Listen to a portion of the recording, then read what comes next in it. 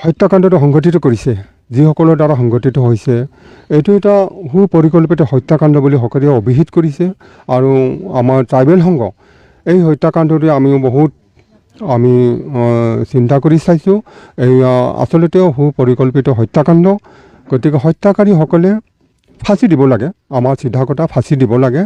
আৰু fast track আদালতত এইটো আনি পেলাই ফাষ্ট ট্ৰেক কোৰ্টৰ দ্বাৰা সোনকালে বিচাৰ কৰাৰ পিছত চৰম শাস্তি বিহিব লাগে, চৰম শাস্তি বিহিব লাগে। আৰু যিসকল ভিক্টিম এতিয়া পৰিয়ালটো আছে, ৰাজু বসুমতাৰীৰ পৰিয়ালটো আছে, এই পৰিয়ালবৰ্গক সংস্থাপন দিব লাগিব।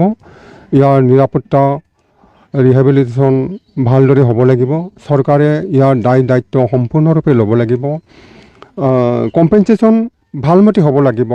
কম্পেনচেশ্যনৰ নামত কিন্তু কিবা অলপ চলপ পইচা দিলে সেইটো নহ'ব, যিহেতু ভুক্তভোগী পৰিয়ালে চিৰদিনৰ বাবে পংগু হৈ যায় এনেকুৱা হত্যাকাণ্ডৰ পিছত। গতিকে পৰিয়ালবৰ্গ যাতে আজীৱন, ৰাজু বসুমতাৰীৰ পৰিয়ালবৰ্গ যাতে আজীৱন তেওঁৰ ল'ৰা আছে, তেওঁৰ কম বয়সীয়া পত্নী আছে, তেওঁলোকৰ জীৱনলৈ যাতে ভালকৈ চলি যাব পাৰে এটা সংস্থাপনৰ ব্যৱস্থা চৰকাৰে কৰিব লাগিব, সেইটো আমি দাবী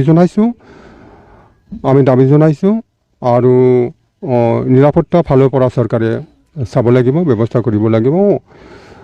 এইখিনি কথা। এতিয়া কথা হৈছে কি, যিটো আমাৰ জনজাতিসকলৰ সহজ সৰল জনজাতিসকল, গতিকে শ্বেডিউল কাষ্ট আৰু শ্বেডিউল ট্ৰাইব যিটো আইন আছে, প্ৰিভেনশ্যন অফ এট্ৰচিটিজ এক্ট 1989, সেই এক্ট মতে এই এক্ট ইমপ্লিমেণ্ট কৰিব লাগে। সেই আইন মতে তেওঁলোকক মানে এই আইনৰ দ্বাৰা ক্ৰিমিনেলসকলক শাস্তি বিহিব লাগিব। আৰু ভুক্তভোগী পৰিয়ালক ৰিহেবিলেট কৰিব লাগিব।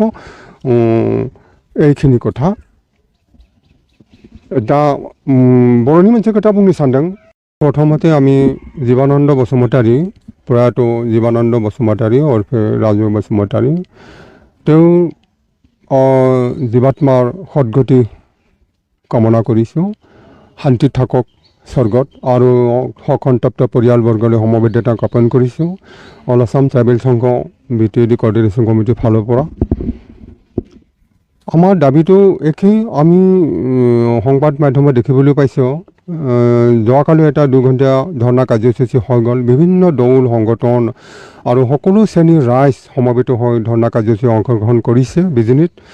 আমি খুবেই ভাল পাইছোঁ। আৰু সকলোৰে দাবী এটাই যে যিসকলে হত্যাকাৰী ক্ৰিমিনেলসকলে কঠোৰতম শাস্তি পাব লাগে, সেইটোকে দাবী কৰিছে সকলোৱে আমি দেখিবলৈ পাইছোঁ। আমাৰ ট্ৰাইবেল সংঘৰ দাবী একেই দাবী